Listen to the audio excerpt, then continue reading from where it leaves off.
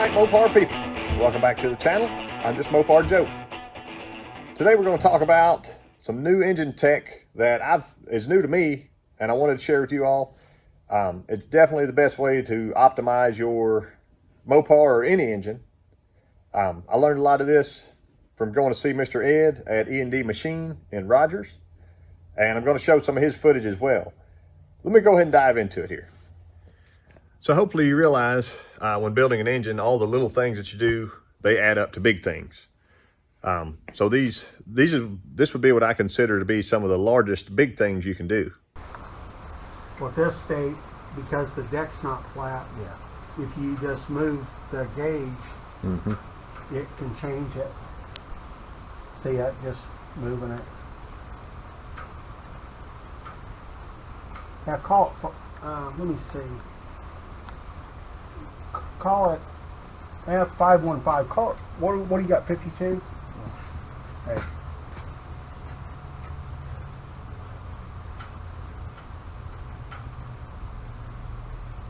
41.5. Yep.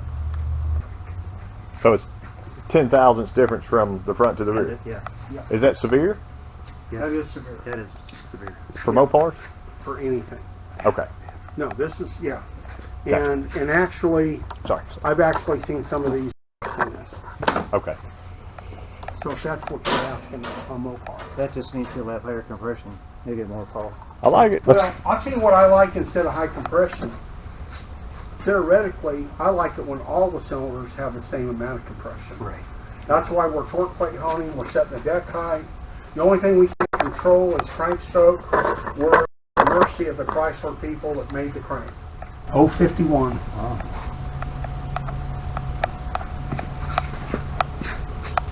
You're gonna have to get you one of these, Joe. Oh my word. You ain't gonna believe this. 045? Yep, 045. So 6,000. So it's like 10. when they machined it, it was high over here, high over there. It was totally opposite ends. Yeah, it's just the opposite. See, Yep. it's like this way and this way. Now, I know you've seen these, Joe, so you can just, this is machinist level, start machinist level, number 98. You can see we're over 2 marks off. Wow. So this is our, probably 2.5 thousandths. 2.5, we gain 1 mark. So let's try 5. Let's go for 5 and see what we got. 5 thousandths. So we know that we've got, 6 thousandths on this side.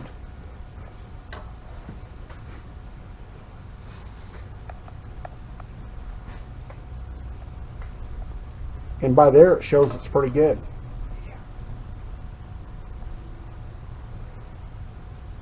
But Okay, it's high here. Yeah. So now we're going to go down here.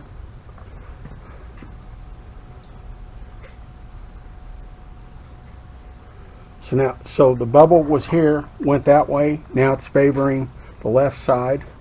Let's check this top corner.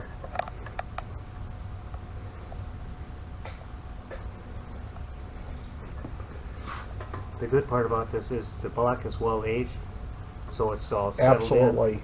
When we're done with it, it'll stay that way a lot longer than this will. Nice. The So- lower that block, the better it is to use. So it crowns up here in the middle. We'll see it when we machine it, because it's low on the outside. Now look here. That's the worst place on the block right there. See how? Oh yeah. So let's just kind of see. We were guessing.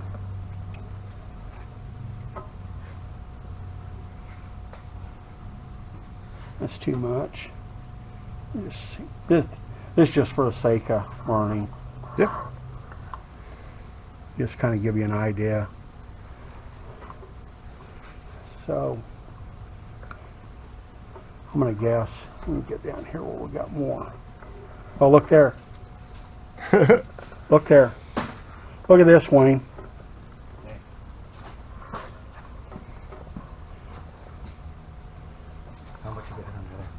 That's 3. But look at that. Oh. Totally unacceptable. About 4 thousandths, Joe.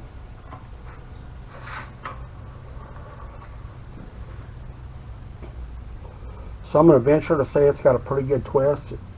See, we lost about 1/4 of a mark from here to there. Mm-hmm.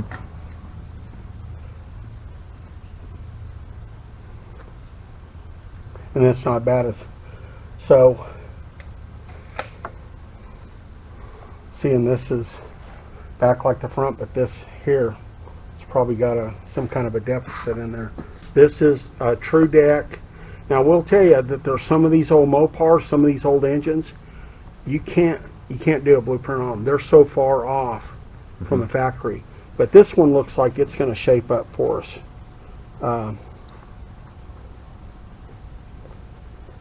Let's see what we got hypothetically.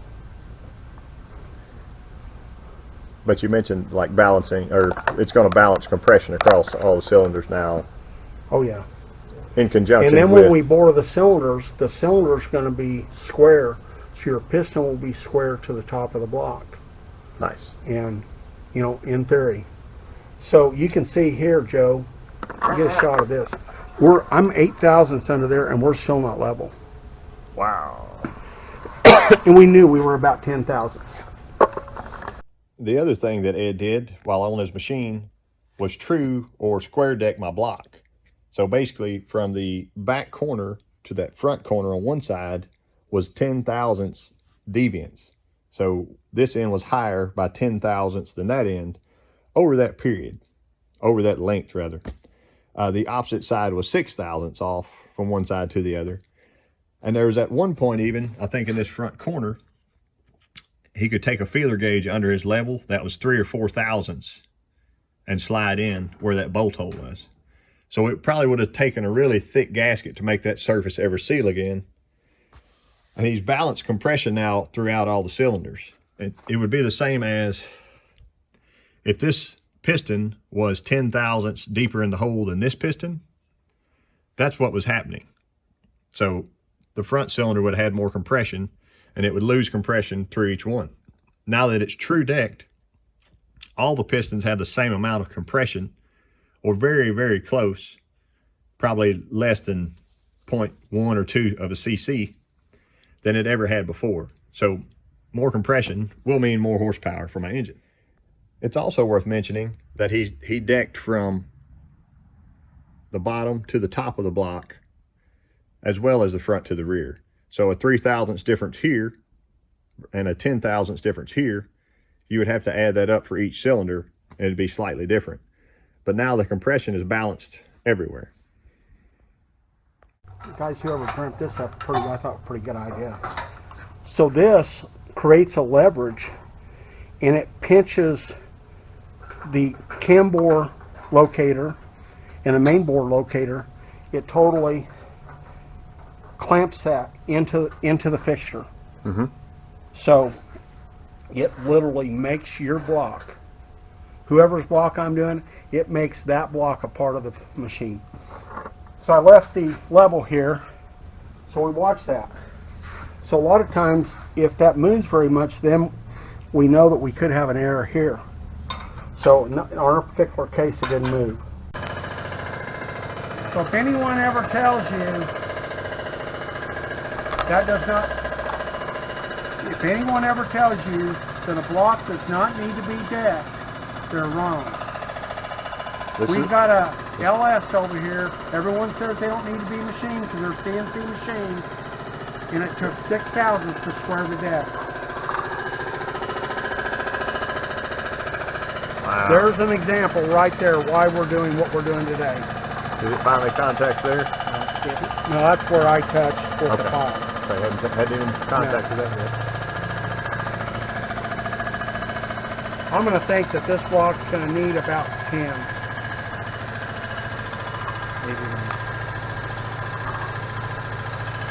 Yeah, that marker line's still there. Yep, Wayne's flatness mark. Now you gotta realize, Joe, we're not just correcting the deck height end for end. Mm-hmm. And that's what we all did in the old days. true decker block from end to end. That's all we could do. None of us had a 90-degree fixture. But this, what we're doing, both. We're doing it longitudinally and on the angle.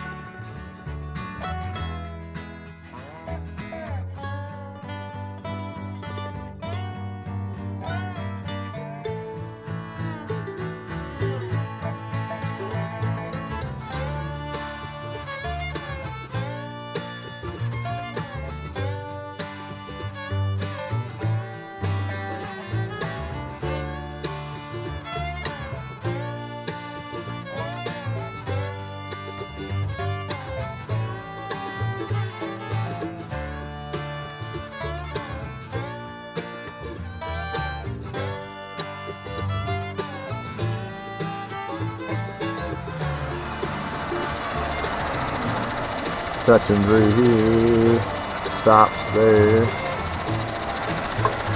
touch here, there, but the head's not touched at all right there.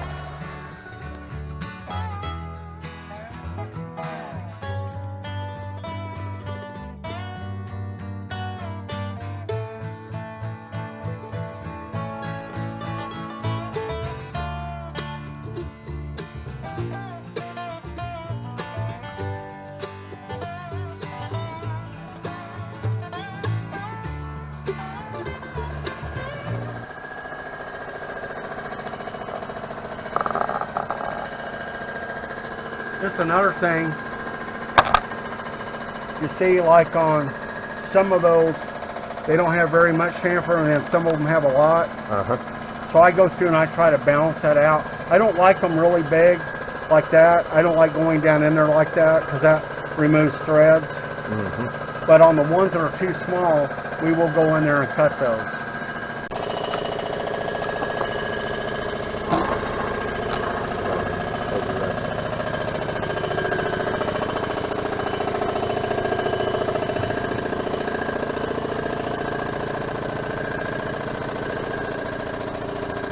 There's very few people that let other people in their machine shop to film this close on stuff, you know.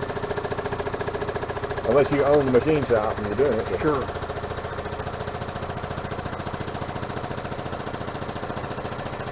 Okay.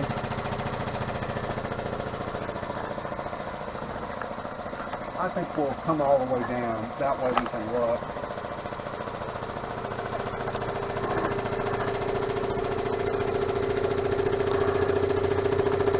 So this back side of the wheel being higher, it's not touching now. Our left-hand side is the leading edge.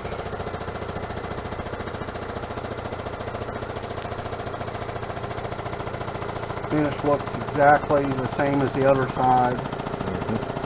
So we're going to hope and pray that this back corner got cleaned up.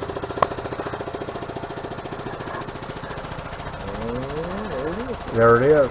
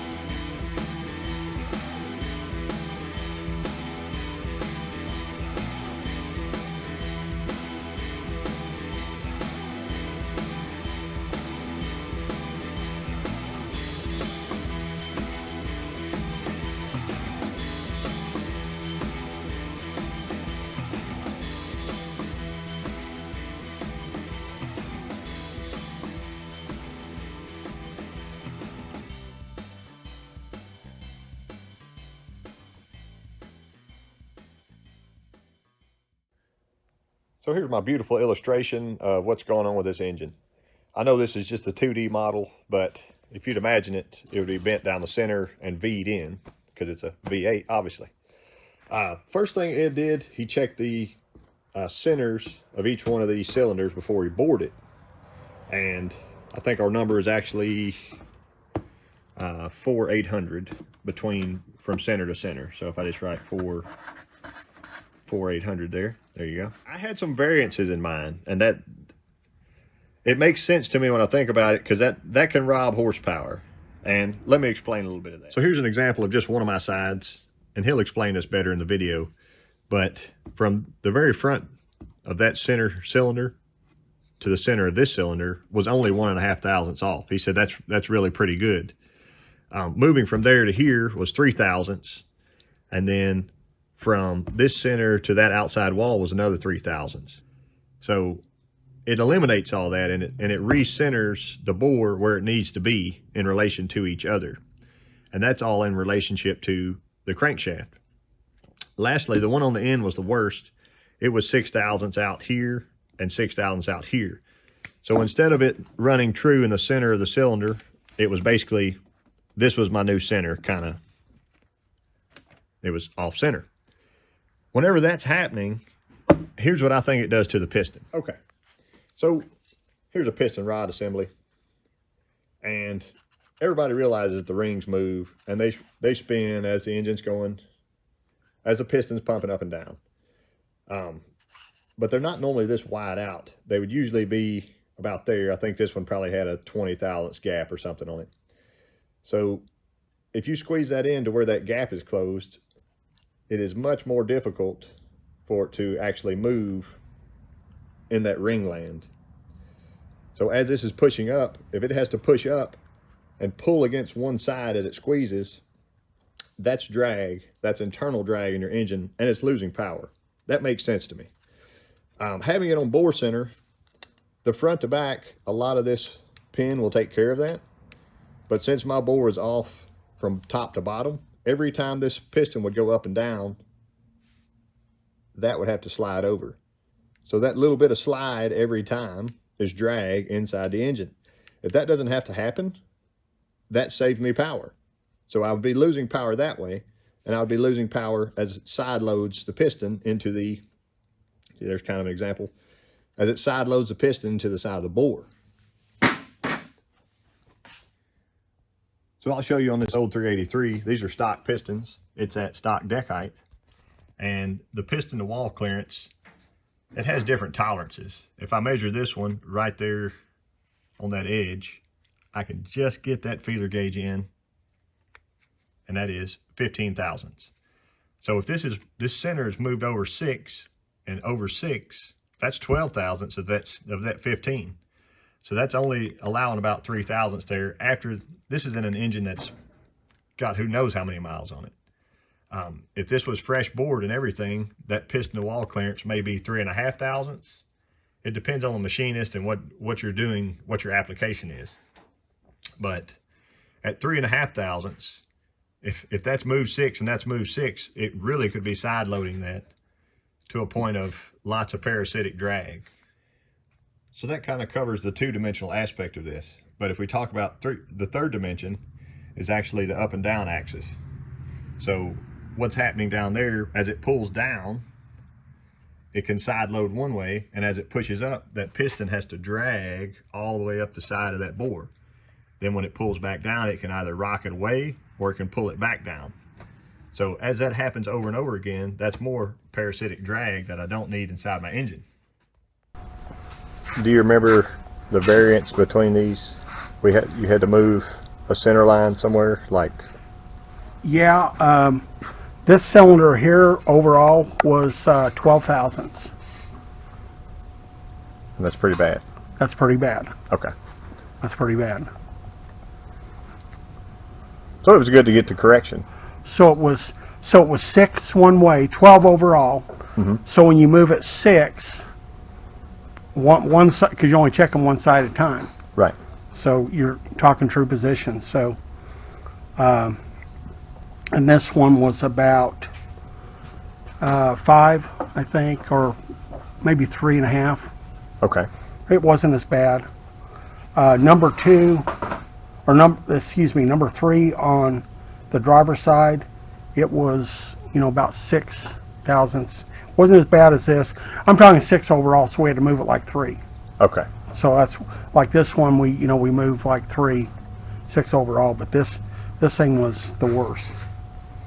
And they were spot on from. I mean, they were then like a thou and a half between 2 and 4. Nice. So, and remember, we were going to try to go backwards, but it was so far off, we decided to come down here and work from right to left.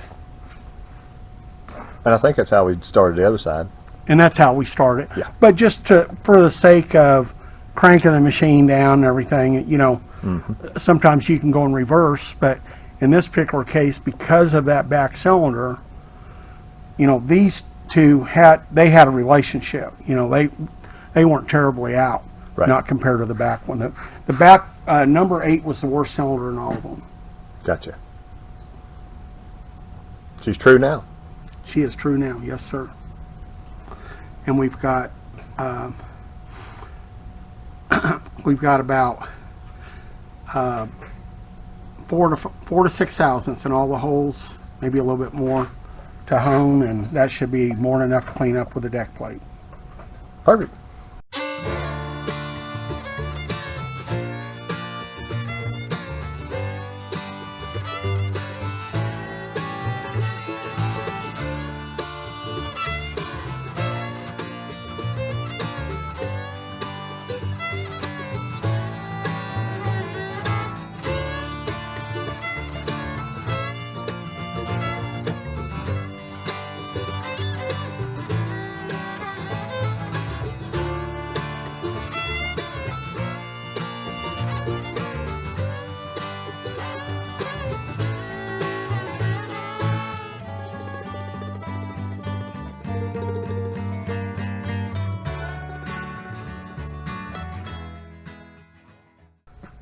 Surface finish and flatness.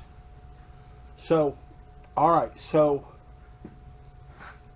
in the math of this, we've got perpendicularity to the bore, parallelism to the crank, and this part is flatness. Okay, so and of course you got surface finish, and unfortunately yet I don't have one of those. But you can see how you wipe that, and that's got a blue hue all the way across there. Mm-hmm. Real hard. You want to make sure it's seated. So we're about 59, 60. I don't know if you can see that there, Joe. About 60, I would say.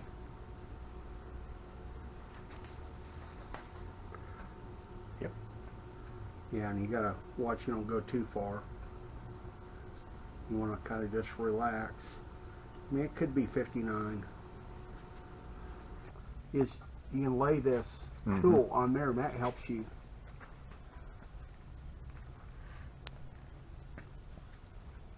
Have you got a 12-incher? I told him, I think before he. See, I'm getting about 62 that way, but it's across the flats. Are you still filming? Yes. Okay. People, don't judge me. This ain't easy for anybody. So if we go across the flats on this side, we're about 61.5, 62. So but that's across the flats. So I prefer to be here because that's gonna gain us, but it's not much. You're talking a thou and a half. Right.